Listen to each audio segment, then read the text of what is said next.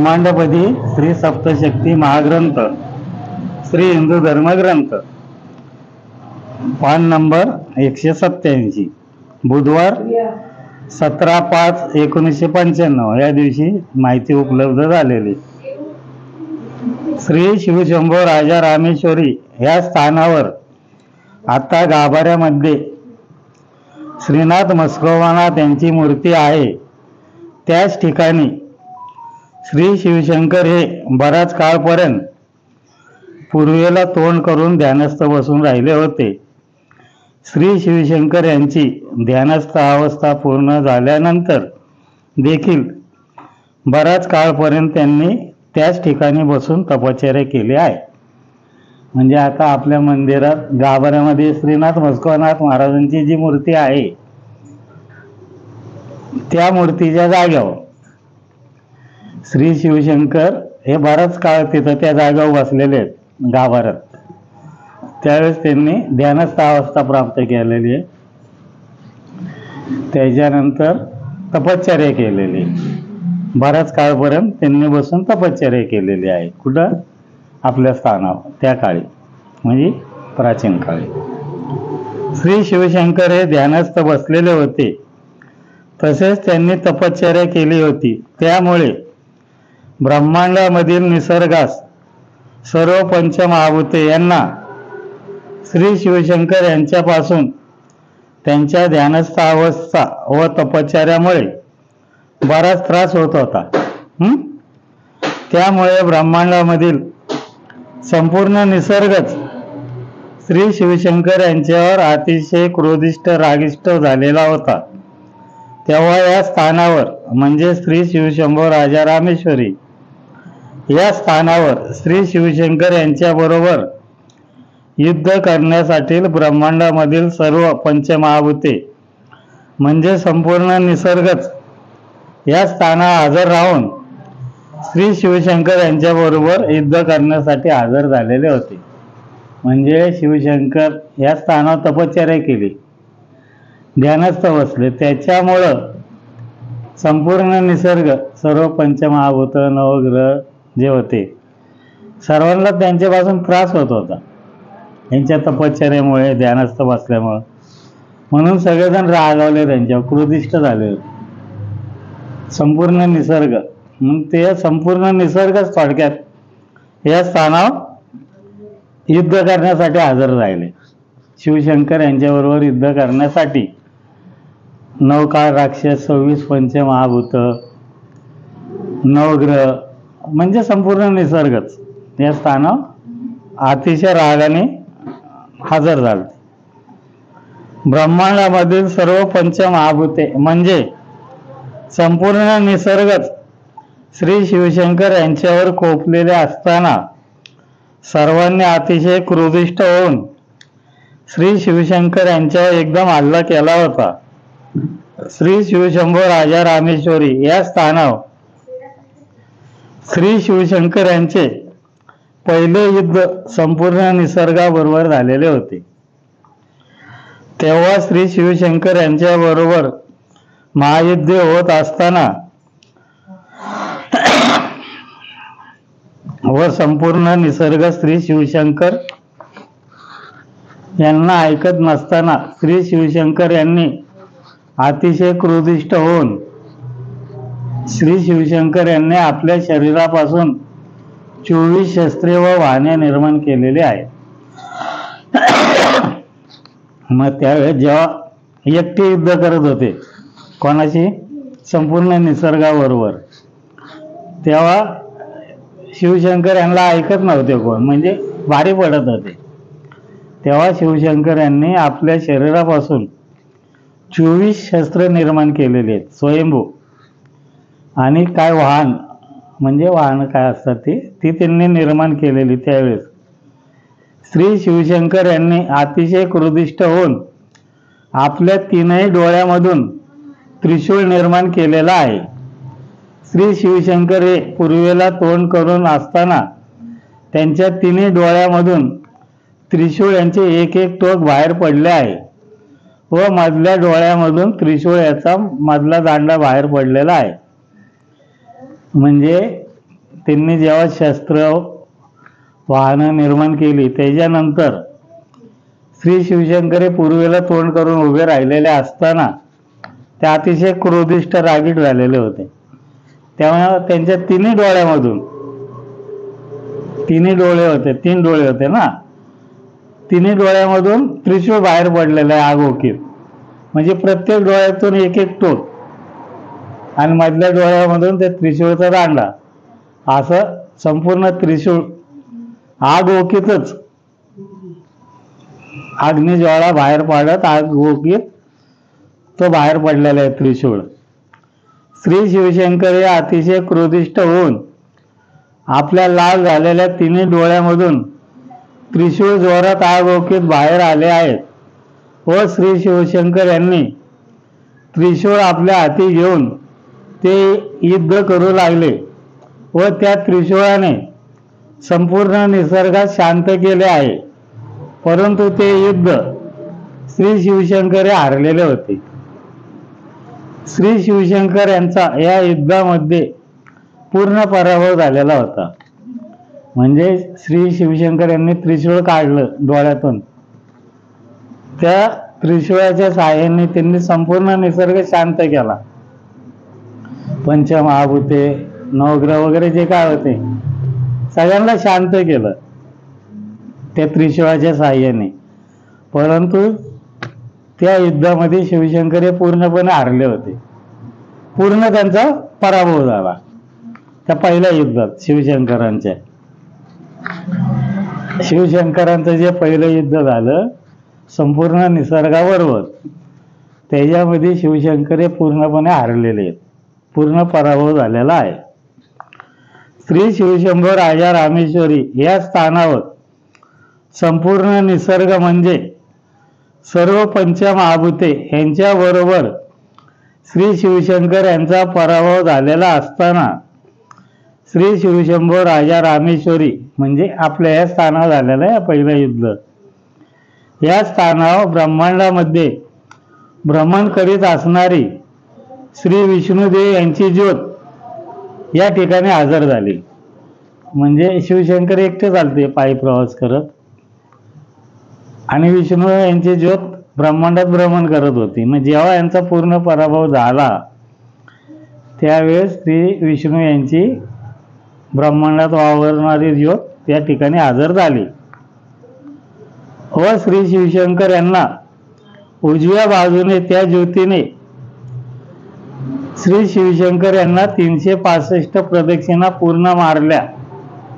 त्या ज्योतीने प्रदक्षिणा मारल्या व त्यानंतर त्या ज्योतीने म्हणजे श्री विष्णुदेव यांची ज्योत श्री शिवशंकर यांच्या समोर उभी राहिली व त्या ज्योतीने बाळ रूपामध्ये श्री विष्णुदेव यांचा मानव रूपामध्ये अवतार धारण केला आहे.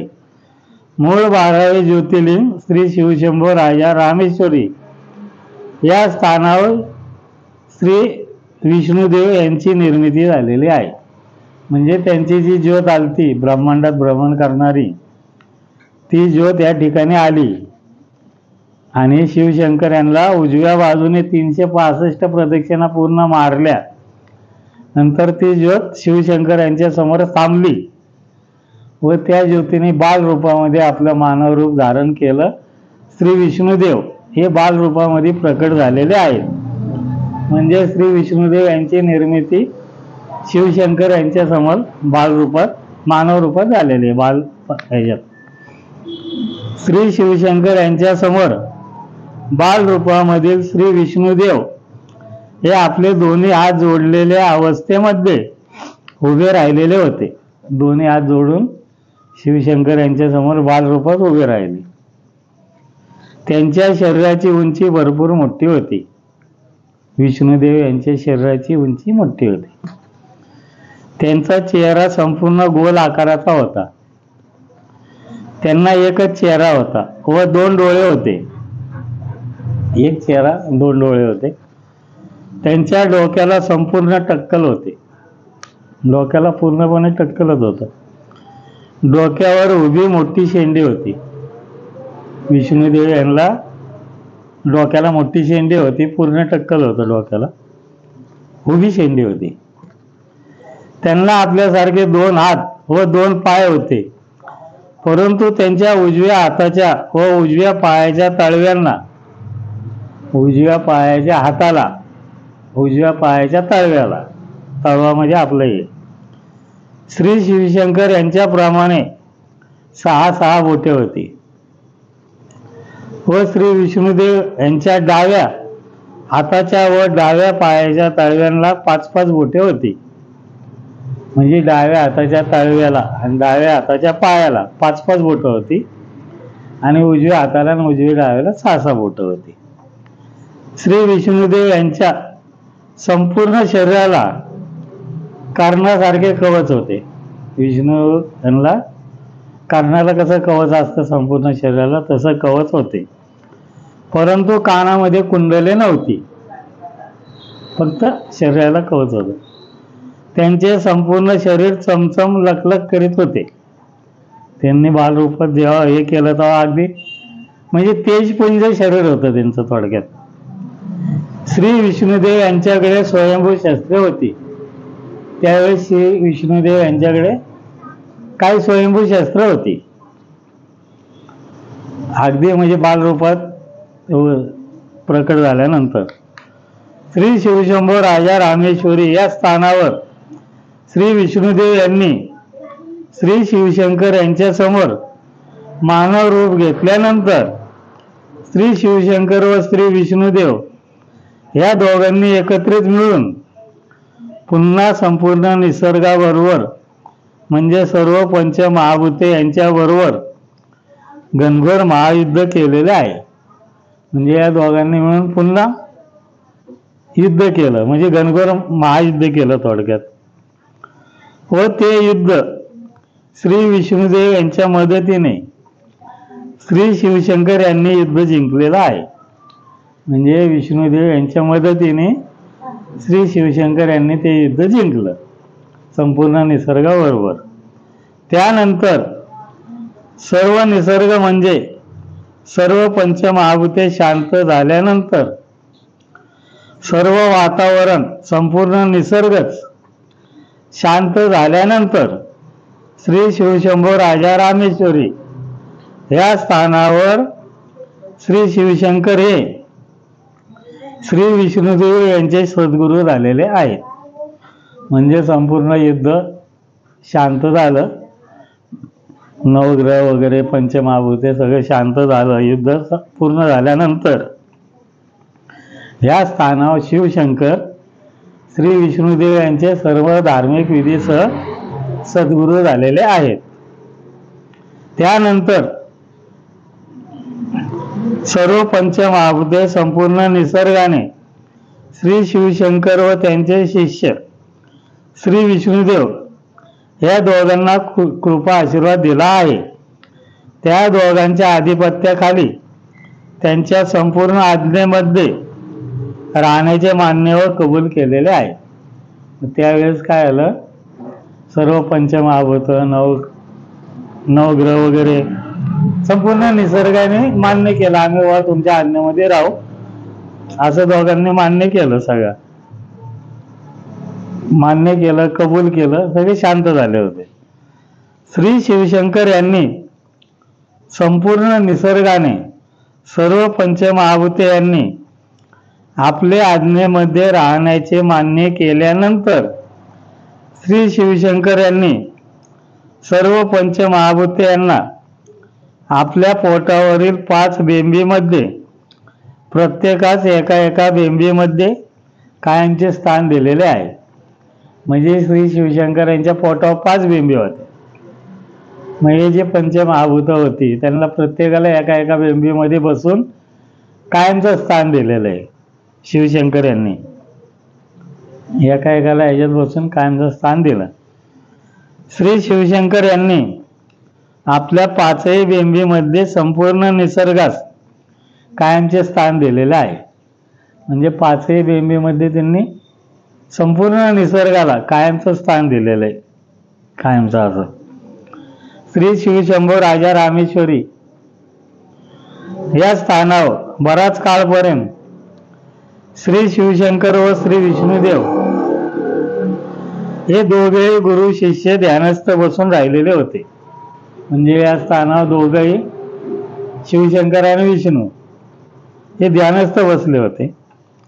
व त्यानंतर दोघांनी बराच काळपर्यंत तपश्चर्या केलेली आहे. म्हणजे अगोदर ध्यानस्थ बसले, नंतर तपश्चर्या केली बराच काळपर्यंत. त्यानंतर श्री शिवशंकर व श्री विष्णुदेव हे दोघेही श्री शिवशंभो राजा रामेश्वरी या स्थानावरून हिमालय पर्वताकडे पायी जाण्यासाठी भ्रमण करीत जाण्यासाठी निघालेले असताना हिमालयाकडे दोघं चालले होते पायी. श्री शिवशंभो राजा रामेश्वरी या स्थानावर श्री सूर्यदेव जे आहेत ते हजर झाले होते या स्थानावर. म्हणजे हे दोघं निघले होते जायला, त्यावेळेस ते हजर झाले. श्री सूर्यदेव यांना श्री शिवशंकर यांचा अतिशय राग आलेला होता. म्हणजे ते विष्णूचे सद्गुरू झाले, त्याचा त्यांना राग आलता. कारण श्री शिवशंकर यांचे सद्गुरू श्री सूर्यदेव हे होते व त्यांची परवानगी न घेता श्री शिवशंकर हे श्री विष्णुदेव यांचे सद्गुरू झालेले होते. म्हणजे शिवशंकरांनी सूर्याची परवानगी न घेता विष्णूचे सद्गुरू झाले, याचा त्यांना राग आला. कारण ते त्यांचे गुरु होते. त्यामुळे श्री सूर्यदेव यांचा अपमान झालेला होता. त्यामुळे श्री सूर्यदेव हे अतिशय रागावलेले होते. त्यावेळी श्री सूर्यदेव हे श्री शिवशंकर यांच्याबरोबर श्री शिवशंभो राजा रामेश्वरी या स्थानावर युद्ध करू लागले असताना श्री शिवशंकर यांच्या युद्धामध्ये मदतीसाठी श्री विष्णुदेव हे धावून आले होते. तेव्हा श्री सूर्यदेव यांच्या मदतीसाठी श्री चंद्रदेव, चंद्र आहे ना, ते मानवरूप घेऊन श्री सूर्यदेव यांच्या मदतीसाठी धावून आलेले होते. म्हणजे शिवशंकरचं युद्ध व्हायला लागलं सूर्याबरोबर, मग शिवशंकर यांच्या मदतीला विष्णू आले आणि मग सूर्याच्या मदतीला चंद्रदेव आले. असं झालं. या सर्व घनघोर युद्धामध्ये शेवटी श्री शिवशंकर यांचा विजय झाला होता. श्री शिवशंकर हे युद्ध जिंकल्यानंतर श्री शिवशंकर यांनी श्री सूर्यदेव यांच्याकडून सूर्य या ग्रहावर कायमची जागा मिळवलेली आहे. म्हणजे या युद्धामध्ये शिवशंकर जिंकले.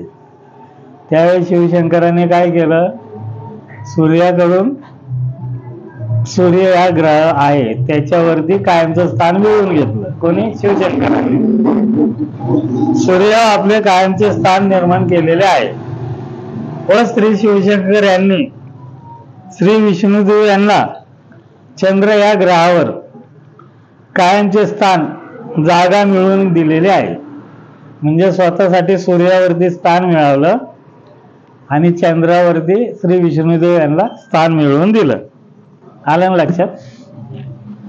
श्री शिवशंभो राजा रामेश्वरी या स्थानावर श्री शिवशंकर यांनी श्री सूर्यदेव यांच्या बरोबर झालेले युद्ध जिंकल्यानंतर सर्व वातावरण शांत झाल्यानंतर श्री सूर्यदेव व श्री चंद्रदेव यांच्याकडून कृपा आशीर्वाद मिळाल्यानंतर श्री शिवशंकर व श्री विष्णुदेव हे दोघेही गुरु शिष्य हिमालय पर्वताकडे पायी जाण्यासाठी निघाले.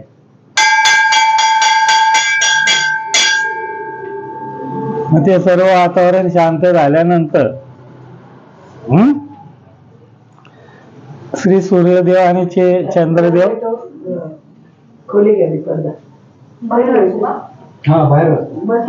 श्री सूर्यदेव श्री चंद्रदेव यांचा कृपा आशीर्वाद घेतला दोघांनी. कोणी? शिवशंकर आणि विष्णूनी. आणि मग ते दोघं हिमालय पर्वताकडे निघाले.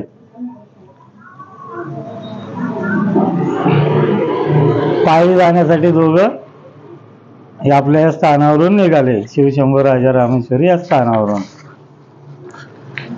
श्री शिवशंकर यांचे मूळ 5वे ज्योतिर्लिंग म्हणजे शिवशंकर यांचं 5वे ज्योतिर्लिंग खंडोबा आहे. श्री शिवशंकर यांचे मूळ 5वे ज्योतिर्लिंग श्री खंडोबा व श्री विष्णुदेव या दोघांनी मिळून एकत्रित श्री ब्रह्मदेव अवतार घेतलेला आहे.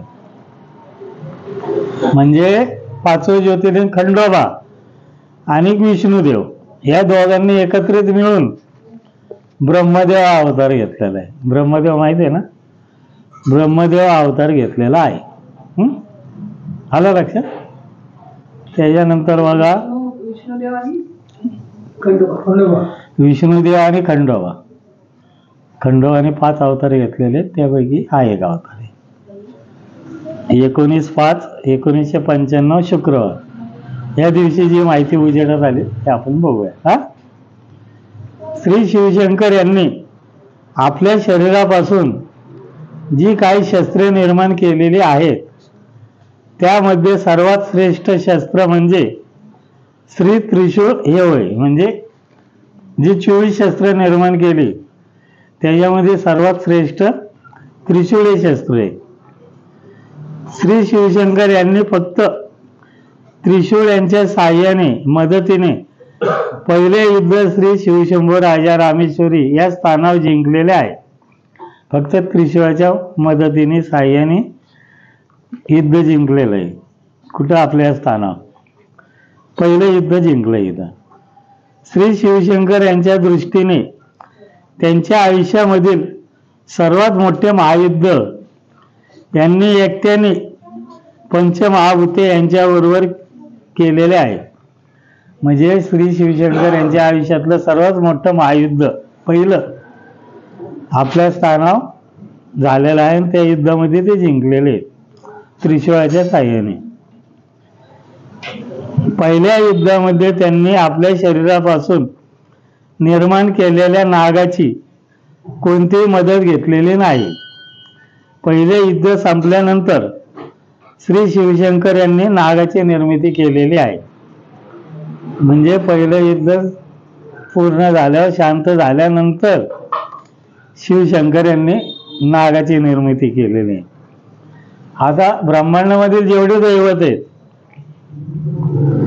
त्या दैवतांचं अवतार कार्य पूर्ण झालं, अवतार कार्य संपलं मानव रूपातलं कि मग ते नाग रूपात वावरतात पृथ्वीवरती.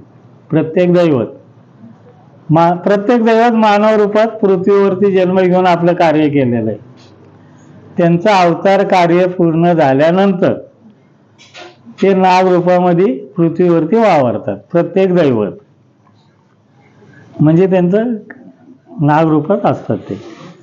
श्री शिवशंकर यांनी श्री कासव यांच्या पाठीवर बुडत असणारी पृथ्वी दिली तेव्हा श्री शिवशंकर यांनी सुदर्शन चक्र पृथ्वीच्या खालून काढून श्री विष्णुदेव यांना सुदर्शन चक्र बक्षीस म्हणून दिलेले आहे.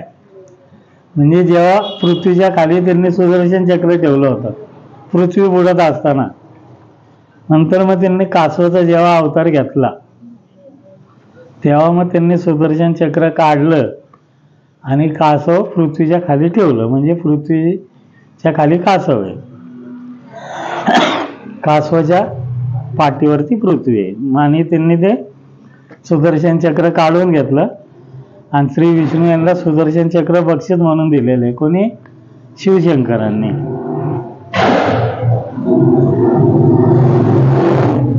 बक्षीस त्यांना दिलेलं आहे. परंतु जेव्हा श्री शिवशंकर यांना सुदर्शन चक्राची गरज भासते तेव्हा श्री शिवशंकर हे श्री विष्णुदेव यांच्याकडून सुदर्शन चक्र मागून घेतात. म्हणजे त्यांच्याकडून जेव्हा लागेल तेव्हा मागून घेतात व त्यांचं काम झालं की त्यांना परत देतात व नंतर पुन्हा त्यांना सुदर्शन चक्र परत देत असतात. म्हणजे शिवशंकरांना जेव्हा आवश्यकता वाटत सुदर्शन चक्राची तेव्हा ते विष्णूकडून मागून घेतात आणि जेव्हा काम पूर्ण झालं त्यांचं की तर मग विष्णूला परत देतात. श्री विष्णुदेव यांच्याकडे स्वयंभू साबरी विद्या प्राप्त होती. म्हणजे विष्णू जेव्हा निर्मिती झाली तेव्हाच त्यांना साबरी विद्या प्राप्त आहे. परंतु श्री शिवशंकर यांच्याकडे ती विद्या नव्हती. शिवशंकरांकडे ती विद्या नव्हती, फक्त विष्णुदेव यांच्याकडे होती.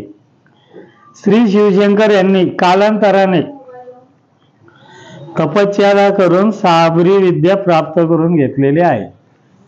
नंतर शिवशंकर यांनी तपश्चर्या करून साबरी विद्या प्राप्त करून घेतलेली आहे. म्हणजे विष्णू यांच्याकडं स्वयंभू आहे. विष्णूंची निर्मिती जेव्हा झाली तेव्हा त्यांच्याकडे साबरी विद्या होती, शंकरांकडे नव्हती. मग नंतर त्यांनी शिवशंकरांनी तपश्चर्या करून ती विद्या प्राप्त करून घेतलेली. श्री विष्णुदेव यांच्याकडे स्वयंभू मुसळ व नांगर ही शस्त्र होती. म्हणजे निर्मिती होतानाच विष्णुदेव यांच्याकडे काय होतं? स्वयंभू म्हणजे निर्मिती होत असतानाच मुसळ व नांगर ही शस्त्र होती. तसेच त्यांच्याकडे त्रिशूळ व शंख ही शस्त्र देखील होती. तसंच त्यांच्याकडे त्रिशूळ आणि शंख म्हणजे ही 4 शस्त्र त्यांच्याकडे होती. श्री शिवशंकर यांनी आपल्या डोक्यावरील श्री शिवशंकर यांनी आपल्या डोक्यावरील शेंडीचे केस काढून त्याच्यापासून 5 पदरी जानवे तयार केले व ते 5 पदरी जानवे आपले शिष्य श्री विष्णुदेव यांच्या गळ्यामध्ये स्वतःच्या हाताने घातलेले आहे. म्हणजे शिवशंकरांनी आपल्या डोक्याचे जे जटा होते त्याच्यातून 5 केस काढली, ते 5 पदरी जानवं तयार केलं आणि ते विष्णुदेव यांच्या गळ्यामध्ये आपल्या हाताने घातलं. कोणी? शिवशंकरांनी. श्री शिवशंकर यांच्या गळ्यामध्ये देखील 5 पदरी जानवे आहे. म्हणजे शिवशंकर यांच्या गळ्यात पण आहे, त्यांनी विष्णुदेव यांच्या गळ्यात पण 5 पदरी जानवे घातलेले आहे. श्री शिवशंकर यांनी जी पंचमहाभूते आहेत, जी 5 महत्वाची पंचमहाभूते आहेत, सूर्य म्हणजे अग्नी, पृथ्वी, वायू म्हणजे हवा, पाणी, आकाश, ही सर्व पंचमहाभूते जानवेच्या रूपाने आपल्या गळ्यामध्ये घातलेले आहेत. म्हणजे जे मूळ 5 पंचमहाभूत आहेत ते एक एक दोरी म्हणजे एक एक पंचमहाभूत. म्हणजे सूर्य म्हणजे अग्नी, पृथ्वी, वायू, पाणी, आकाश, ही सर्व पंचमहाभूते जानवाच्या रूपाने आपल्या गळ्यामध्ये घातलेले आहेत. म्हणजे गळ्यात बांधले ते दोरी. त्याचप्रमाणे श्री शिवशंकर व श्रीनाथ म्हस्कोबानाथ महाराज यांनी देखील 5 पदरी जानवे घालण्याचे 5 प्रमुख कारणे सांगत आहेत. म्हणजे शिवशंकर आणि म्हस्कोबानाथ या दोघांनी पण 5 पदरी जानवं जे घातले त्याचं ते कारण सांगितलं की 5 पंचमहाभूत जानवेच्या रूपाने आपल्या गळ्यात घालून घेतलेली. त्याचं महत्वाचं काय आहे? शुद्ध ब्राह्मण असल्याचे प्रतीक 5 पदरी जानवं घालण्याचं, शुद्ध ब्राह्मण असल्याचं प्रतीक, क्षत्रिय असल्याचं चिन्ह म्हणजे क्षत्रिय येतो, आपले कुलदैवत आपल्यावर कायमस्वरूपी प्रसन्न राहावे यासाठी, आपण सर्व दैवतामध्ये श्रेष्ठ आहोत हे दाखवण्यासाठी, आपले सद्गुरू श्री सूर्यदेव आहेत हे जगाला समजावे म्हणून ही 5 कारणं त्यांनी सांगितलेले आहेत. म्हणजे हे जे 5 पदरी जानवं घालण्याचं कारण काय? आपण शुद्ध ब्राह्मण असल्याचं प्रतीक. म्हणजे थोडक्यामध्ये प्रत्येक बालक जन्माला आलं ना ते कुठल्या जाती धर्माचं नसतं. तुमच्या यांच्यात कोणा पण जन्माला येऊन द्या, ते कुठल्या जाती धर्माचं नसतं, ते शुद्ध ब्राह्मण म्हणूनच जन्माला येतं. ते बालक जे जन्माला येतं ते शुद्ध ब्राह्मण म्हणूनच जन्माला येतं. मग नंतर ते आपल्या धर्मात, आपल्या जातीत ते आपण हे करून घेतो. पण परमेश्वराने काय सांगितलेलं आहे, जन्माला येणारं प्रत्येक बालक हे शुद्ध ब्राह्मणच असतं. नंतर मग ते लोहार, सुतार, चांभार, ब्राह्मण काय असेल ते होतं. आलं लक्षात? श्री शिवशंकर यांनी आपल्या गळ्यामध्ये 5 पदरी जानवे घातलेले असल्यामुळे पिढ्यानपिढ्या जानव्या घालण्याची प्रथा मानव जातीमध्ये, धर्मामध्ये आहे. म्हणजे शिवशंकरांनी जे 5 पदरी जानवं घातलं तेव्हापासून मानव पिढ्यानपिढ्या मानव जातीमध्ये, मानवाच्या धर्मामध्ये पिढ्यानपिढ्या जानवे घालण्याची प्रथा मानव जातीमध्ये चालू झालेली, म्हणजे पिढ्यानपिढ्या हे करतात. श्री शिवशंकर व श्रीनाथ मस्कोनाथ महाराज यांनी सांगितले आहे, जन्माला आलेला बालक असतो तेव्हा तो कुठलाही बालक हा स्त्री अगर पुरुष तो परमेश्वराच्या दृष्टीने शुद्ध ब्राह्मणच असतो. म्हणजे त्यांनी काय सांगितलं शिवशंकरांनी आणि श्रीनाथ मस्कोबा महाराजांनी, कुठलाही बालक स्त्री अगर पुरुष म्हणजे नाही का, जन्माला आलेला बालक असते तो कुठलाही बालक हा स्त्री अगर पुरुष तो परमेश्वराच्या दृष्टीने शुद्ध ब्राह्मणच असतो. त्यामुळे जन्माला येणाऱ्या प्रत्येक मानवाने स्त्री अगर पुरुष आपल्या गळ्यामध्ये 5 पदरी जानवे घालणे आवश्यक आहे. म्हणजे ब्रह्मांडातील प्रत्येक मानवाने, स्त्री आणि पुरुष दोघांनी आपल्या गळ्यामध्ये 5 पदरी जानवे घालणे अत्यावश्यक आहे. जानवे घालण्यासाठी कुठल्याही जातीचे अगर धर्माचे बंधन असू शकत नाही. कुठल्याही जातीचं धर्माचं काय आवश्यकता नाही. ते जानवं घातल्यामुळे त्याच कुठल्याही दैवतांचा अगर वाईट प्रवृत्तीचा, दृष्ट अदृश्य शक्तीचा त्रास होऊ शकत नाही. म्हणजे जानवं घातल्यामुळं वातावरणातल्या ज्या शक्ती आहेत, अदृश्य शक्ती, त्यांचा त्रास होत नाही. जानवे घातले असता परमेश्वराच्या दृष्टीने तो शुद्ध ब्राह्मण समजला जातो. श्री शिवशंकर यांनी सांगितले की श्री पार्वती देवी माहिती आहे, त्यांच्या गळ्यात देखील 5 पदरी जानवे आहे.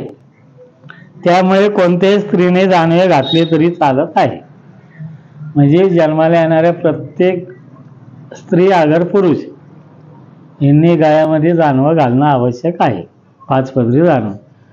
पार्वती देवीने देखील 5 पदरी जानवं आपल्या गळ्यात घातलेला असल्यामुळे प्रत्येक स्त्रीने 5 पदरी